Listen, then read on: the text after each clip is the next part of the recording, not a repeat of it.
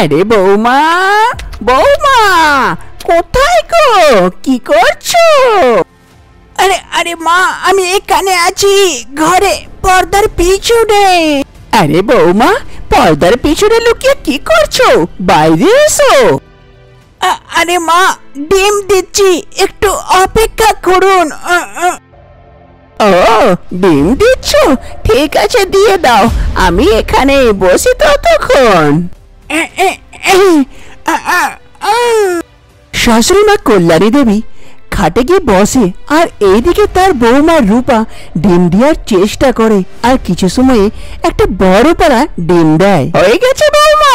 হ্যাঁ মা, হয়ে গেছে, নিয়ে আসছি। তারপর রূপা নিজের দেওয়ার ডিমটাকে হাতে করে তুলে আর শাশুড়ি মার দিকে নিয়ে যায়। ডিমটা খুব বড় ছিল আর অন্য রঙের, তা দেখে শাশুড়ি মা অনেক খুশি হয় আর মনে মনে মুচকি মুচকি হাসে আর কিছু ভাবে। আরে বাহ বৌমা, এই ডিমটা তো খুব বড় গো, আর কি সুন্দর রং হয়েছে। এই ডিমটার তো ভালো টাকা পাওয়া যাবে, আজকে বিক্রি করে খুব টাকা নেব এটার। আর যাই, বাজারে বিক্রি করে কিছু সবজিও কিনে আনি। একথা বলে রূপা সেই ডিমটা নিজের শাশুড়ি মাকে দিয়ে দেয়, আর কল্যাণী দেবী সেই ডিমটাকে নিয়ে ওখান থেকে চলে যায়। আরে, এই ডিমটা বার করতে অবস্থা খারাপ হয়ে গেল। আজকেরটা তো হলো, কালকে আবার কালকের দেখা যাবে। এদিকে শাশুড়ি মা কল্যাণী দেবী সেই ডিমটাকে মাথায় তুলে বিক্রি করতে বেরিয়ে যায় গ্রামে গ্রামে। আরে ডিম নিয়ে নাও, ডিম, বড় বড় ডিম আছে, টাটকা টাটকা, নিয়ে নাও নিয়ে নাও। তখনই গ্রামের এক বউয়ের নজর পড়ে সেই কল্যাণী দেবীর ডিমের উপরে। সে তাড়াতাড়ি ডাকে, আরে দিদি, এইদিকে আসুন, এইদিকে, আমাকে ডিম চাই।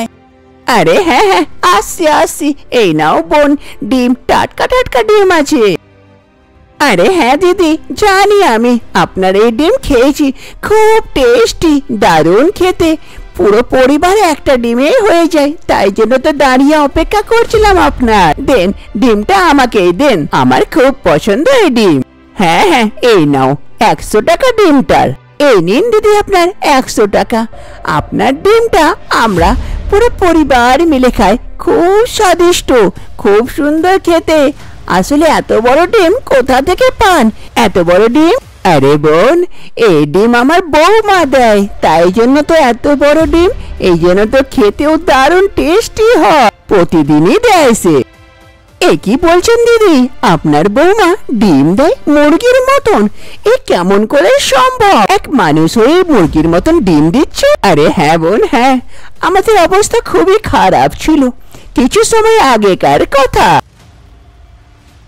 একদিন কল্যাণী দেবীর ছেলে শ্রীকান্ত পাশের গ্রাম থেকে রূপাকে বিয়ে করে নিজের ঘরে নিয়ে আসে। তা দেখে কল্যাণী দেবী অনেক খুশি হয়। আরে যাজ্ঞা, ভালোই হলো, ছেলে বিয়ে করে বৌমা নিয়ে এলো, এবার তো আমাকে আর কাজ করতে হবে না, ঘরের সব তো বৌমাই করবে, আমি তো আরাম করব। দ্বিতীয় সকালে কল্যাণী দেবী নিজের ঘরে বসেছিল, তখনই সেখানে তার বৌমা রূপা চা নিয়ে পৌঁছায়। আরে বৌমা, চা নিয়ে এসেছো? বাহ বাহ বাহ, আজকে প্রথমবার নিজের বৌমার হাতে বানানো চা খাবো, কি মজা, দাও গো। এ নিন মা। তারপর শাশুড়ি মা চায়ের গ্লাসটা নেয় আর এক চুস্কি লাগায়। আরে বাহ বৌমা, চা তো দারুণ বানিয়েছো, মজা চলে গো খেয়ে। চা যদি তুমি এত দারুণ বানাও, তাহলে খাবার কত টেস্টি বানাবে বলো তো? হ্যাঁ মা, সে কথা তো আছে। তো বৌমা, আর দেরি কিসের? যাও যাও যাও, তাড়াতাড়ি খাবারটা বসাও গা। এই কথা শুনে তো এক্ষুনি খিদে পেয়ে গেল গো, তুমি দাঁড়িয়ে কেন? যাও যাও, তাড়াতাড়ি যাও, আজকে নিজের বৌমার হাতে বানানো খাবার যে খাবো। এই কথা বলে কল্যাণী দেবী নিজের বৌমা রূপাকে সেখান থেকে পাঠিয়ে দেয় আর বসে চায়ের মজা নেয়। আহ, কি মজা! আরে এবার তো আমার ভালো দিন, আরামের দিন এলো।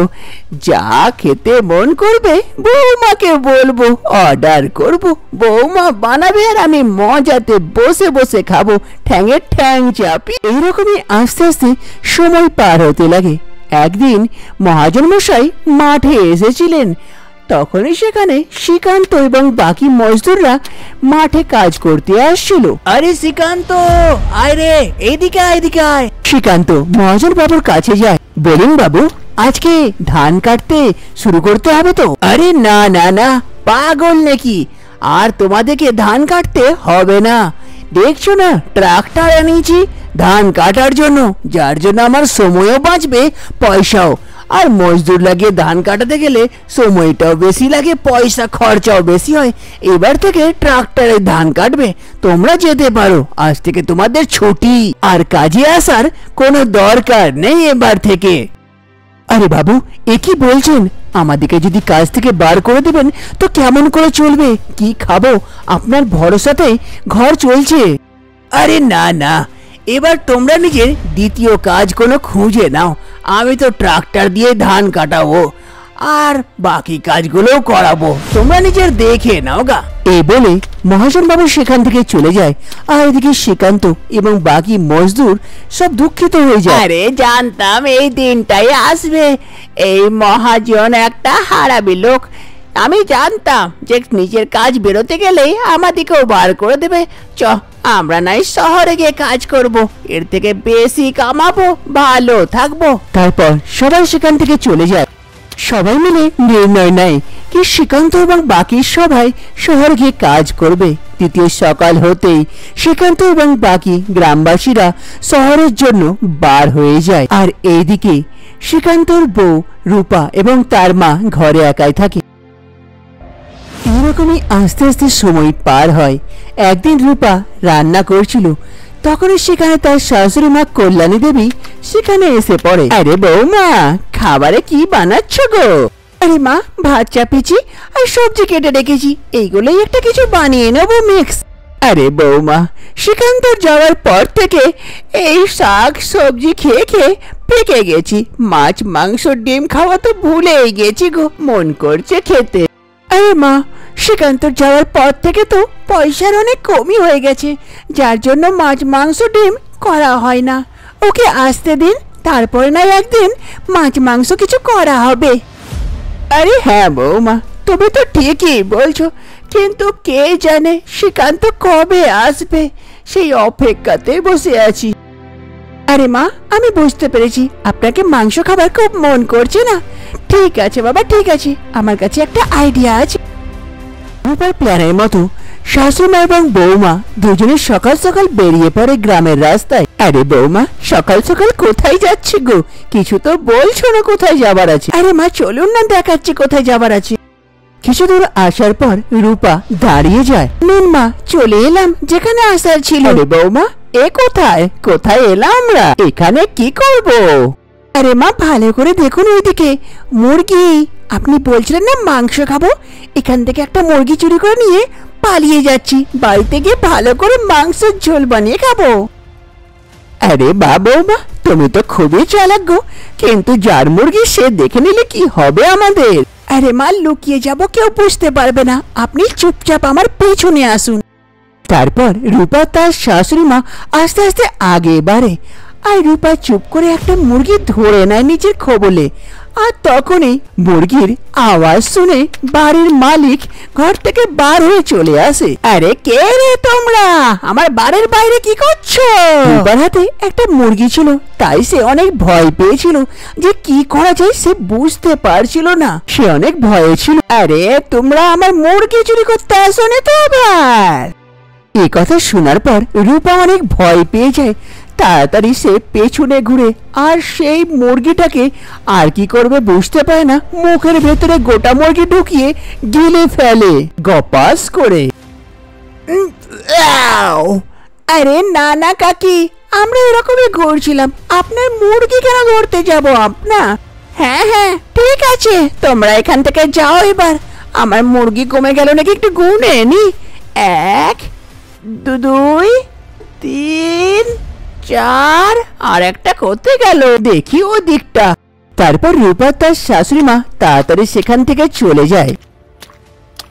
দ্বিতীয় সকালে রূপাকে অনেক জোর পায়খানা পেয়েছিল, সে তাই মাঠে এসেছিল। আরে আজকে পায়খানা হতে তো অসুবিধা কেন? রূপা অনেক চেষ্টা করে পায়খানা করার, কিন্তু তার আজকে আর পায়খানা হয় না, খুব কষ্ট।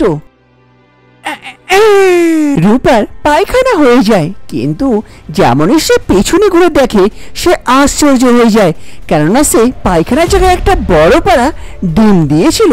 আরে এ কি ডিম? ডিম কোথা থেকে হলো? আমি মুরগি নাকি যে মুরগির মতন ডিম দিচ্ছি পায়খানার জায়গায়? এবার কি হবে রে? কেমন করে হলো? আরে কালকে আমি সেই মুরগিটাকে গপ করে খেয়ে নিয়েছিলাম, তার ফলাফল এই ডিম। কি করি এবার? হ্যাঁ, এই ডিমটাকে নিয়ে যাই, মাও তো খুব বলছিল ডিম খাবো, তাই নাই হয়ে যাবে। তারপর রূপা সেই ডিমটাকে ওঠায় আর ঘরের দিকে নিয়ে চলে আসে। শাশুড়ি মা কল্যাণী দেবীকে খুব জোর খিদে পেয়েছিল, তাই সে বসে খাবার অপেক্ষা করছিল। আর এইদিকে রূপা রান্না করে শাশুড়ি মার কাছে নিয়ে যায়, তা দেখে শাশুড়ি মা শকড হয়ে যায়। বৌমা, ডিম কোথা থেকে পেলে গো? ডিম? এত বড়টা ডিম কোথায় পেলে? আরে হ্যাঁ মা, আপনি খান, ভালো লাগবে। আরে হ্যাঁ বৌমা, খাবো তো নিশ্চয়, ছাড়বো নাকি? এতদিন পরে পেয়েছি এই ডিম, কিন্তু তুমি কোথায় পেলে? এদিকে শাশুড়ি মা লোভে পড়ে ডিমটা গপাগপ খেতে লাগে, আর এদিকে বৌমা রূপা সব কথাটাই নিজের শাশুড়ি মাকে বলে। তা শুনে, এ কি বলছো বৌমা, তুমি ডিম দিলে মুরগির মতন? তা ভালোই, এবার প্রতিদিন ডিম খেতে পাবো, ভালোই আছে। কি বলছো? আরে মা, প্রতিদিন যদি আমরা ডিমটা খেয়ে নিই তাহলে আমরা সবজি কেমন করে আনবো? যদি কিছুটা ডিম বিক্রি করে দিই বাজারে, তাহলে তার বদলে আমাদের সবজিও চলে আসবে, কি বলেন? আরে হ্যাঁ বৌমা, তুমিও ঠিকই বলছো, যতদিন শ্রীকান্ত না চলে আসছে ততদিন তাই করি। এরকমই আস্তে আস্তে সময় পার হতে লাগে। এবার থেকে রূপা প্রতিদিনই ডিম দেয়, আর ডিমটা পাড়ার পর ডিমটা নিয়ে গিয়ে নিজের শাশুড়ি মাকে দিয়ে দেয়, আর শাশুড়ি মা সেই ডিমটাকে নিয়ে বাজারে চলে যায় বিক্রি করতে। শাশুড়ি মা কল্যাণী দেবী বৌমার সেই ডিমটাকে নিয়ে বার হয়ে যায় গ্রামে গ্রামে বিক্রি করতে। আর যেমনই ডিমটা বিক্রি হয়ে যায় আর যে পয়সাটা পায়, পয়সা নিয়ে পৌঁছে যায় বাজারে জিনিস কিনতে। আরে বাবা, এই নাও পয়সা, এই পয়সাতে যা চাল ডাল তেল হয় সব মশলাপাতি দিয়ে একটা বস্তায় ঢেলে দাও, আমি বাড়ি নিয়ে যাব। হ্যাঁ কাকি, এক্ষুনি করে দিচ্ছি। তারপর সেই লোকটা তাড়াতাড়ি করে সব জিনিসপত্র একটা বস্তায় ঢুকিয়ে দেয়, আর বস্তা নিয়ে শাশুড়ি মা ঘরের দিকে ফেরে। এইরকমই কল্যাণী দেবী এবং রূপার জীবন কাটে বৌমার ডিম বিক্রি করে। এরকমই আস্তে আস্তে সময় পার হয়। একদিন কল্যাণী দেবী এবং রূপা দুজনে খুব চিন্তিত ছিল, কেননা বৌমার ডিম দিচ্ছিল না, সামান্য পায়খানা করছিল। আরে বৌমা, এবার কি হবে? কেমন করে চলবে? তুমি তো আর ডিমও দিচ্ছ না, কি করবো আমরা? কি করে চলবে ঘর? আরে মা, চিন্তা করিয়েন না, উপরওয়ালার উপরে ভরসা রাখেন, কোনো না কোনো রাস্তা নিশ্চয়ই বার হবে। শাশুড়ি বৌমা দুজনে কথা বলছিল, তখনই দেখে শ্রীকান্ত ঘর ফেরে।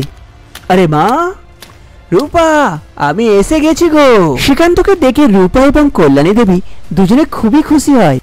আরে মা, আর চিন্তা করার দরকার নাই গো, শহরে আমার কাজ লেগে গেছে, এবার আমরা ওখানেই থাকবো, এখান থেকে চলে যাব আগের মাসে, সব ঠিক হয়ে গেছে, আর তোমার দিকে কোনো কষ্ট করতে হবে না। কি সত্যি বলছিস? তা ভালো কথা, বাবা ঘরে চল, বাইরে কি করছিস? চ চ। শ্রীকান্ত ঘর চলে এসেছিল, যার জন্য কল্যাণী দেবী আর রূপাকে আগে আর কোনো কষ্ট এবং অসুবিধা করতে হয় না। তারা সবাই মিলে আগের জীবনটা খুশিতে খুশিতে থাকে।